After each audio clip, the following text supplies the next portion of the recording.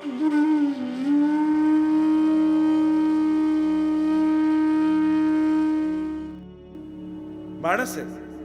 બને એટલું ભગવત નામ લેવું. ભક્તિ પણ, ભજન પણ એક ધન છે, એ પણ એક બળ છે. બને તો જ્યાંથી મળે ત્યાંથી આશીર્વાદ ભેગા કરવા. માણસ જ્યાંથી પણ મળે તમે આશીર્વાદ ભેગા કરો. આશીર્વાદનું એક બળ હોય છે. કારણ કે જ્યારે તમારું દુર્ભાગ્ય આવશે, અને દુર્ભાગ્ય આવે ને ત્યારે માણસનું ભાગ્ય, મહેનત, બુદ્ધિ કાંઈ સાથ ના આપે.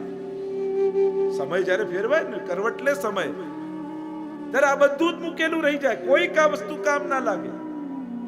અને જ્યારે દુર્ભાગ્ય આવે ને ત્યારે પુરુષાર્થ, બુદ્ધિ આ કઈ કામ નહીં લાગે, ત્યારે ભેગા કરેલા આશીર્વાદ બળે તરી જશો તમે. ત્યારે ભેગા કરેલા આશીર્વાદ કામ લાગશે. અને એટલા માટે આ દુનિયામાં, આ જીવનમાં ભેગા કરવા જેવું કંઈક હોય તે આશીર્વાદ છે. આશીર્વાદ ભેગા કરો. અને માંગાય નહીં. જો ઘણી વસ્તુ માંગવાની ન હોય, મેળવવાની. નહીં તો ઘણા લોકો જે આને સારા આશીર્વાદ આપો ને, તો આશીર્વાદ ખરાબ હોય, સારા જ હોય, ખરાબ હોય તો શ્રાપ કહેવાય. પણ આશીર્વાદ માંગવાના ન હોય, મેળવવાના. પ્રેમ, સન્માન અને આશીર્વાદ આ માંગીને મળે ને તો એની મજા જ નથી.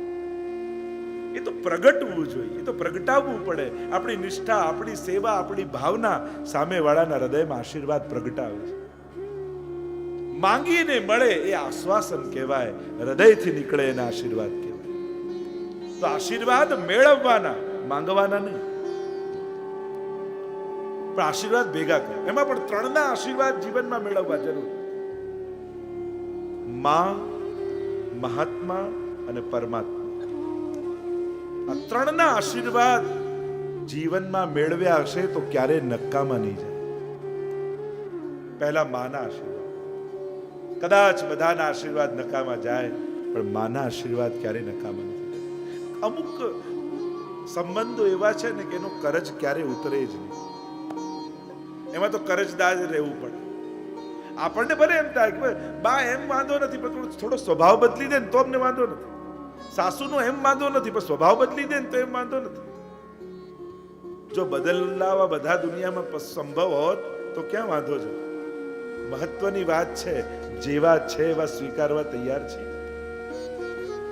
બદલીને સ્વીકારવું સંભવ. કારણ કે તમે 25 વર્ષના હો, એ 60 વર્ષના હોય. હવે જે વસ્તુની તમે 25 વર્ષ પ્રેક્ટિસ કરી છે, એમણે 60 વર્ષ જે વસ્તુનો અભ્યાસ કર્યો છે, એક જીવનમાંથી જાય. કેટલી સંકટો, વિપત્તિઓ, કેવા કેવા દિવસોમાંથી નીકળ્યા. જો માણસ કઈ રીતે ઉછળ્યો છે ને, એ પ્રમાણે એનો સ્વભાવ બને. તો કેટલા સંકટોમાંથી એ ઉછર્યા હોય, કેવું કેવું જીવનમાં જોયું હોય, અને એને કારણે આવો સ્વભાવ થઈ ગયો હોય. પણ આપણે સમજવાનું. તમે ભણેલા છો, વહુઓ દીકરાઓને કે જો ભણેલા છો તો સમજો કે એ બદલાઈ ન શકે. અને અત્યારનો યુગ મિત્રતાનો યુગ છે. લોકો એમ કે બસ થોડા મોટા થાવ એટલે દીકરાને મિત્ર બનાવી લો, અને પિતાને મિત્ર બનાવી લો. ખાસ યુવાનોને અપીલ કરીશ, એમને મિત્ર ન બનાવતા, એમને મા બાપ જ રહેવા દેજો. કે જીવનમાં મિત્રો તો હજારો મળશે, પણ માથે હાથ રાખીને આશીર્વાદ આપનારા માતા પિતા તો એક જ ભગવાને આપ્યા છે. એટલે એમને કહેજો કે ક્યાંક કંઈ ખોટું કરી તો ટોકજો. નસીબ વાળા હોય કે જેમના ઘરમાં કોઈ ટોકનારું હોય. નહીં તો આજ કોણ ને કહેવા તૈયાર છે? કોઈથી ખરાબ બનવા તૈયાર નથી. પણ જેનો જીવ બળતો હોય ને એ જ ટોકે, એ જ કહે. જે દિવસે મા બાપ કહેવાનું બંધ કરી દે ત્યારે માનવું કે હવે પ્રેમ ઘટી ગયો લાગે છે. નહીં તો રહી જ ન શકે. માતા પિતા જ કહે ને, નહીં તો કોણ કહે? શિક્ષક કયો સારો? જે ભણાવે એ સારો કે જે રજા વધારે આપે સારો? સ્કૂલમાં વિદ્યાર્થીને કયો ટીચર ગમે? આ ટીચર બહુ સારા, જરાય ભણાવે નહીં, રમાડ્યા જ કરે. પણ આપણે જાણીએ છીએ એ ટીચર સારો ના કહેવાય. જે આગ્રહ કરીને, ડરાવીને પણ ભણાવે એ ટીચર સારો. માતા પિતા કયા સારા? બાળક 12 વાગ્યા સુધી બહાર ગયો હોય અને ઘરે છેક 12 વાગે આવે અને ચિંતા ન કરે, એને માતા પિતા કહેવાય? અને જે દિવસે તમને ટોકે નહીં, આટલા મોડા આવ્યા ત્યારે ચિંતા કરજો કે શું થયું, પ્રેમ જતો રહ્યો કે શું? હવે ચિંતા નથી થતી. તો સ્વીકારતા શીખો. જે મળ્યા છે એમને અપનાવતા શીખો, એમને ટેકલ કરતા શીખો. અને જીવનમાં એ જ સાચું ભણતર છે. એ જ અઘરું છે. ન ગમતા લોકો સાથે પણ પ્રેમથી જીવવાની કળા શીખીએ ને, એ જ સાચી કલા છે. જે મળ્યા છે એમને નિભાવતા આવડે છે, કઠિન છે. અને એટલા માટે માતા પિતાને સૌથી પહેલા માના આશીર્વાદ. અમુક સંબંધો એવા છે જેનું ઋણ ક્યારે પણ ઉતરે જ. એક દીકરો વિદેશથી આવ્યો ને એની માને એમ કહેવા લાગ્યું કે બા, તમે અમારા માટે ઘણું કર્યું, મારે તમારો બધો કરજ ઉતારવો છે, તમારા પ્રેમનો કરજો ચૂકવવો છે. બોલો તમારા માટે શું કરું? તમે કોઈ તમારા માટે કરો. એવું દીકરા, વાંધો નહીં, તું હમણાં આવ્યો છું, એમ કર આજ મારી બાજુમાં સુઈ જા. કેટલા સમયે તું આવ્યો છું? અને પોતાની બાજુમાં પલંગમાં સુવડાયો. રાત પડી ને ઊંઘ આવી, અને થોડીક ઊંઘ આવે એટલામાં બા લાત મારે. અને પેલો જાગ, અરે બા શું કરો છો? પાછો અડધો કલાક થાય ને પેલાની આંખ ઘેરાય ને પાછી ધીમે રહીને લાત મારે. પાછે પેલાની ઊંઘ ખુલે, બા કરો છો શું? એમ કરતા કરતા અડધી રાત સવારના 3 વાગ્યા અને પેલાને બરાબર ઊંઘ એવી ચડી એટલામાં તો બાએ એક લોટામાં જલ લાવીને પથારી આખી ભીની કરી. અને પેલાનો પિત્તો ગયો, બા હદ કરો છો હવે, શું આ નાના છોકરાની જેમ આમ કરો છો? આટલો હું થાકેલો છું, ખબર નથી પડતી? આ રમત કરો છો મારી સાથે? બેટા, તું કહેતો હતો ને કે મારો કરજો ચૂકવવો છે, એક રાતમાં કંટાળી ગયો? આવી તો મેં કેટલા વર્ષો સુધી રાત ગાળી છે. આખો દિવસ મહેનત કરી કરી હું થાકી હોઉં, આંખ ઘેરાઈ હોય, અને તું લાત મારી મારી મને જગાડે. અને છેક સવાર પડવા આવે, મારે તો વહેલા 5 વાગે જાગવાનું હોય, અને એટલામાં તું પથારી ભીની કરે, ત્યારે હું ભીનામાં સૂઈ જાઉં અને તને સૂકામાં સૂકવી દેતી. બા કહેવા લાગ્યા, બેટા, અમુક કરજાઓ જીવનમાં ન ચૂકવાય, એને તો માથે જ ચડાવી લેવાના. અમુક સંબંધોના ઋણ ઉતરતા નથી, એ તો સ્વીકારી જ લેવાના હોય. એના તો ઋણી જ રહેવું, એ જ એના સંબંધની શોભા છે. એના તો 2 હાથ જોડીને ઋણ સ્વીકારવાના હોય, એના બદલા ને એના વ્યવહાર ન હોઈ શકે. માના આશીર્વાદ, બીજા મહાત્માના આશીર્વાદ. કોઈ સાધુ પુરુષ, કોઈ મહાત્માના, જેણે માળા ફેરવી હોય, જેણે પ્રભુના નામ લીધા હોય, અને મહાત્મામાં હાથ માથે મૂકે ને તો પોતાના ફેરવેલી માળાનું ભજન હોય ને, એ ભગવત નામ એના હાથમાં હોય, અને માથે મૂકે તો પોતાનું કરેલું ભજન એને દાનમાં આપે. કોઈ એવા સત્પુરુષના આશીર્વાદ જીવનમાં મળે ને તો ભાગ્યની રેખાઓ બદલાઈ જાય, ભાગ્યના ગણિતો બદલાઈ જાય. અને ત્રીજા પરમાત્માના આશીર્વાદ, પ્રભુની કૃપા દ્રષ્ટિ પડે તો જીવન ધન્ય થઈ જાય. આજ 21મી સદીનો મનુષ્ય છે. સૌથી મોટી ચેલેન્જ કઈ આવતી સદીની? અને આવતી સદીનો માણસ કોણ? મોડર્ન થવું કઈ નાના કપડાં પહેરી લેવાથી મોડર્ન નથી થઈ જવાતું, કેવલ મોબાઈલ અને ટેબ્લેટ વાપરી લેવાથી મોડર્ન નથી થઈ જવાતું. મોડર્ન માણસ એ છે કે જે ઘરમાં દરેકના વિચારોને માન આપતો હોય, જેના પરિવારમાં દરેકને સન્માન અપાતું હોય, નાનાથી લઈ મોટાઓ સુધીની વાત જ્યાં સંભળાતી હોય, અને દરેકનો પોતાનો મત હોઈ શકે એવું સ્વીકારાતું હોય, એ મોડર્ન ફેમિલી છે, જ્યાં દરેકના વિચારની મહત્તા છે. અને આવો માણસ એ 21મી સદીનો પરિવાર છે કે જ્યાં દરેકના વિચારની મહત્તા છે. ભણેલો માણસ એ જ છે, ખાલી ચોપડીઓ ગોખીને સર્ટિફિકેટ લઈને આવ્યો એ ભણેલો નથી, પણ જે બીજાના મનની સમજી શકે, બીજાની લાગણીઓને સમજી શકે તો તમે ભણેલા. પણ જો સામેવાળાની લાગણીને આદર ના આપી શકો તો તમારાથી મોટો કોઈ અભણ દુનિયામાં નથી. આદર આપી શક્યા એ વિચાર કરજો, બીજાની વાતને સમજી શક્યા એ વિચાર કરજો. બાકી ગોખી ગોખીને પાસ થઈ જવું એ તો દુનિયામાં બહુ સહેલું છે, એવા સર્ટિફિકેટો મેળવી લેવા સહેલા છે. પણ રોજ બરોજ આજુબાજુ રહેનારા લોકોના મન જીતવા એ બહુ અઘરું છે, એ સાચી પરીક્ષા છે. તો મોડર્ન માણસ એ છે જે દરેકને આદર આપે છે, દરેકની વાત સાંભળે છે. પ્રભુ દરેકને આદર આપે છે. એટલે જ આપણું બાળપણ કૃષ્ણ જેવું હોવું જોઈએ, રમતું ખેલતું. યુવાની રામ જેવી હોવી જોઈએ, મર્યાદાશીલ. અને વૃદ્ધાવસ્થા મહાદેવજી જેવી હોવી જોઈએ, વૈરાગ્યપૂર્ણ. આ 3 અવસ્થા રીતે હોવી જોઈએ. તો પ્રભુના ગ્રસ્તાશ્રમના દર્શન કર્યા છે. અને આપણે ત્યાંની પરંપરા જ છે ને કે કોઈ પણ પ્રસંગ આપણા ઘરે આવે ત્યારે સૌથી પહેલા મનોરથ ઠાકોરજીનો થાય. આપણે ત્યાં કીર્તનકારોને બોલાવી કીર્તન ગાન કરીએ, મંડળોને બોલાવીને પાઠ કરીએ, ઠાકોરજીના મનોરથ કરીએ. કોઈ પણ લૌકિક પ્રસંગ આવ્યો હોય ને તો તો એ સૌથી પહેલા મનોરથ ઠાકોરજીનો કરવામાં આવે. અને એક એવો ક્રમ જ આપણે ત્યાં છે, આવો એક પરંપરા જ આપણે ત્યાં છે કે અગ્ર પૂજા પ્રભુની. કોઈ પણ શુભ કાર્ય કરવા જાઓ ત્યારે સૌથી પહેલા ઠાકોરજીને યાદ કરો. પ્રભુ એ મંગલ રૂપ નિધાન છે. મંગલમ ભગવાન વિષ્ણુ, મંગલ રૂપ છે. એનું સ્મરણ તમારા જીવનમાં મંગલ પાથરનારું છે. તમે તમારું કલ્યાણ ઈચ્છો છો, તમે તમારું શુભ ઈચ્છો છો, તો સૌથી પહેલા પ્રભુનું સ્મરણ કરો. પ્રભુનું નામ લેવા માત્રથી જીવનમાં દુર્ભાગ્ય ટળે છે. અને એટલા માટે આ એક પ્રકાર આપણે ત્યાં હોવો જ જોઈએ. કોઈ પણ પ્રસંગ આવે પહેલા ઠાકોરજીને યાદ કરવાનો, પહેલા પ્રભુનો મનોરથ કરવાનો. બાળકોને પણ કહેવાનું, તમારો જન્મદિવસ આદિ આવે સૌથી પહેલા ઠાકોરજીને દંડવત કરો, એમને ભોગ ધરો, એમની કણિકા મિશ્રી વૈષ્ણવને વાંટો અને પછી જન્મદિવસ ઉજવો. વિરોધ કર્યો શિશુપાલે, 100 ગાળો બોલી.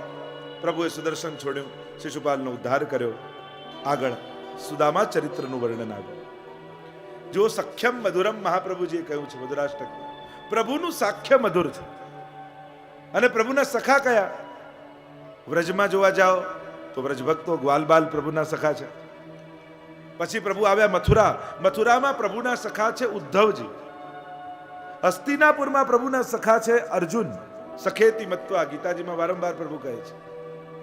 અને દ્વારિકામાં પ્રભુના સખા છે સુદામા.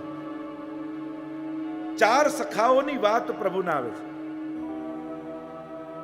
અને એટલા માટે દશમ સ્કંદમાં ગોપીઓના નામ નથી, પણ ગોપોના નામ છે. વિશાલ, તોપ, શ્રીદામા આદિ ગોપીઓના નામ નથી. આપણે ગોપીઓના ભાવની ગાથા તો બહુ ગાઈએ છીએ, પણ સખાઓના ભાવને હજી કોઈ જાણ્યું નથી. સખાઓના ભાવ પણ બહુ અલૌકિક છે. એમની પણ ભક્તિ બહુ અલૌકિક છે. સખાઓના ભાવ બહુ ગુપ્ત રહ્યા છે, પ્રગટ નથી થયા.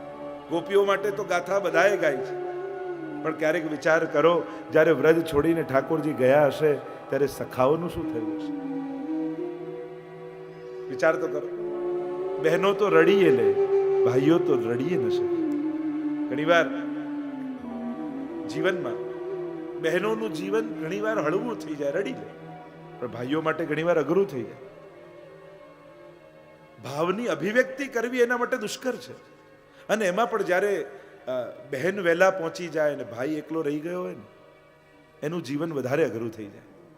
કારણ કે સ્ત્રી જ પુરુષનું સન્માન સાચવી રાખે છે. ભાઈઓ ભલે સ્ત્રીઓ માટે ગમે તેમ નિંદા કરતા હોય કે પતિને આદર ના આપતા હોય, પણ ખરેખર એમનો આદર પત્ની થકી જ હોય છે. અરે ભાડે મકાન લેવા જાઓ ને તોય તમે સંસ્કારી છો શેના પરથી ખબર પડે? પરણેલો છે કે નહીં, તો જ ભાડે આપીએ. કુંવારાને તો કોઈ ઘરે ભાડે ના આપે. એટલે સંસ્કારી જે પ્રમાણ કરે છે સ્ત્રી, એનો અહંકાર કોઈ સાચવી રાખતું હોય કે એ બહુ મહત્વનો વ્યક્તિ છે તો એની પત્ની સાચવી રાખે છે. ભલે એ પુરુષ એની પત્નીને આદર ના આપે, કદાચ સત્કાર ને સન્માન ના આપી શકે, પણ સાચે અર્થથી જોવા જાવ તો સમાજમાં એનું સન્માન એની પત્ની થકી જ હોય છે. અને એટલા માટે ભાઈઓને કહીશ, બહેનો સેવા કરતા હોય ને તો મદદમાં આવજો. એમ કહેજો કે ના તું સેવા પધરાવ તો પુષ્ટાવ, તારાથી નહીં થાય એટલા દિવસ હું ઠાકોરજીને સાચવી લઈશ, પણ તું પ્રભુની સેવા કર, હું તારી સાથે છું. આટલું જો ભાઈઓ કહી દે ને તો ઘરે ઘરે ઠાકોરજી બિરાજતા થઈ જાય. થોડોક સાથ જો આપ લોકોનો મળી જાય, આપ મૌન રહીને સાથ, ના ના તું તારે કર, મને ના કહેતી, મને વાંધો નથી, પણ થોડું એમ કહી દઉં કે ના ના તારે જરૂર પડે ને ત્યારે મને બોલાવજો, હું તારી સાથે આવીને ઉભો રહીશ. આવું જો ભાઈઓ તૈયાર થઈ જાય તો ઘરે ઘરે ભગવત સેવા કેટલી સરળતાથી થઈ શકે. અને એમે આ 4 કામ તો દરેકે જાતે કરવાનું, તમારા બદલે એ કરે ના ચાલે. ભજન, ભોજન, લગન અને મરણ, આમાં આપણા બદલે બીજું કોઈ કરે ના ચાલે. તમે ઓફિસમાં બહુ બિઝી હોય ભાઈઓ, અને ઘરે ફોન કરો કે મારા બદલે 4 રોટલી તું જમી લેજે, આજે મને ટાઈમ નથી, ચાલે? ભૂખ જાય, જાતે જમવું પડે ને. મરણ, કોઈ યમદૂત લેવા આવ્યો ને કહ્યું કે 5 મિનિટ પાડોશીને લઈ જાઓ પછી હું આવું છું સાઈન કરીને, ચાલે? જાતે જ જવું પડે. લગન, આપણા લગન હોય ને ગોર બાપાને કહીએ કે તમે એકવાર સમજી લેજો પછી હું આવીને જોઈ લઈશ, લગન પતાવી દેજો, થાય? આપણે જ પાટલે બેસવું પડે ને. એમ ભજન પણ આપણા બદલે બીજું કોઈ કરે ના ચાલે, જાતે જ કરવું. અને આપણું સૌભાગ્ય છે આપણને મહાપ્રભુજીની કૃપાથી વૈષ્ણવ કુળમાં જન્મ મળ્યો છે, આવી ધર્મપત્ની મળી છે જે ઠાકોરજીની સેવામાં આસક્તિ, એ સૌથી મોટા સૌભાગ્યની વાત તો એ છે કે તમારા સાથે તમારો એવો જીવન સાથી તમને મળ્યો છે જે ભગવાનમાં ભક્તિ રાખે છે. બાકી અત્યારે ક્લબમાં અને બજારમાં ફેરવનારા ઘણા મળી શકે, પણ હવેલી એ લઈ જાય એવું કોઈ પાત્ર મળે તો એ સૌભાગ્ય માનજો. તમારી જાતે સૌથી મોટા સૌભાગ્યની વાત એ કે એ તમને યાદ અપાવે કે આજે આ ઉત્સવ છે, આટલું જરૂર કરજો, આજે આ છે, આજે દર્શન કરીને જજો, લો આ પ્રસાદની કણિકા, તમે ઓફિસમાં જતા હો તો પ્રસાદી મિશ્રી લઈને જજો. આ તમને મળે છે ને એ પણ બહુ મોટા સૌભાગ્યની વાત છે. આ સાધારણ વસ્તુ નથી, આ બહુ મોટી વાત છે. જીવનમાં સારું પાત્ર મળવું અને એમાં પણ ભગવાનની ભક્તિ કરતું પાત્ર મળવું એ બહુ મોટા સૌભાગ્યની વાત છે. કારણ તમને એમ લાગે કે તમે બહુ મહેનત કરો, દુકાને જઈને એટલે કમાઈને લાવો છો, ખરેખર તમારી પાસે લક્ષ્મી એટલે આવે છે કે તમારા ઘરે તમારા ઘરવાળા સેવા કરે છે, એટલા માટે એ પ્રભુને રીઝવે છે, એટલા માટે લક્ષ્મીજી તમારા દુકાનના દરવાજેથી ઘરમાં ઘૂસે છે. કારણ એક જ છે, કારણ કે લક્ષ્મીનો નાથ એને રોજ તમારા ધર્મપત્ની ઠાકોરજીને એવા લાલ લડાવે કે ત્યાં જ્યાં ઠાકોરજી પ્રસન્નતાથી બિરાજતા હોય ત્યાં લક્ષ્મીજી કોઈ પણ રસ્તો ગોતીને આવી જ જાય છે. અને એટલા માટે ઘરે સેવા થાય તો ભાઈઓએ ખાસ સાથ આપો, સહકાર આપો, સાથે જોડાવવું, મદદમાં રહેવું, કારણ કે આ બહુ મોટું સત્કર્મ છે, બહુ મોટા સૌભાગ્યની વાત છે. અગ્ર પૂજા પ્રભુની થાય અને એટલા માટે અગ્ર પૂજા પ્રભુની કરી અને એ સખ્યમ મધુરમની જે વાત કરતો હતો તો ગ્વાલ બાલ સખા છે અને એટલા માટે સખાઓને યાદ કરી રહ્યો છું કે તમે પણ ઠાકોરજીના સખાઓ છો. હવે તમારા ઘરે કોઈ મહેમાન આવ્યું હોય અને તમે એને જુઓ એ નહીં અને સીધા દુકાને નીકળી જાઓ તો પેલા ખોટું ના લાગી જાય. આટલી દૂરથી આના ઘરે રહેવા આવ્યો છે, કેટલા બારગામથી આવ્યો અને આના ઘરે આવ્યો ને આ જોતોય નથી, સીધો દુકાને જતો રહ્યો, એનો અપમાન નથી? તો ત્રિલોકનો નાથ વૈકુંઠ છોડીને તમારા ઘરે આવ્યો હોય અને તમે એને જુઓ નહીં, સીધા દુકાને નીકળી જાઓ તો એને ખોટું ના લાગી જાય? એને એમ ના થાય કે હું મારું બધું છોડી આના ઘરે રહેવા આવ્યો અને મારી સામે જોતોય નથી? તો કમથી કમ કથામાં તમે બેઠા છો તો એટલો નિયમ તો લો કે ઘરે ઠાકોર જે બિરાજતા હોય તો રોજ એકવાર દંડવત જરૂર ઠાકોરજીને કરો, રોજ એકવાર દંડવત કરીને જાઓ. બસ આટલો નિયમ એક લઈ જો કેવું સૌભાગ્ય ખીલે છે, જો કેવી રીતે પ્રગતિ દુનિયામાં થાય છે. પ્રભુને વંદન, વંદન પણ એક ભક્તિ છે. શ્રવણમ કીર્તનમ વિષ્ણો સ્મરણમ પાદ સેવનમ અર્ચનમ વંદનમ દાસ્યમ સખ્યમાત્મ નિવેદનમ. વંદન એ પણ ભક્તિ છે. કાંઈ ન થાય તો વંદન કરીને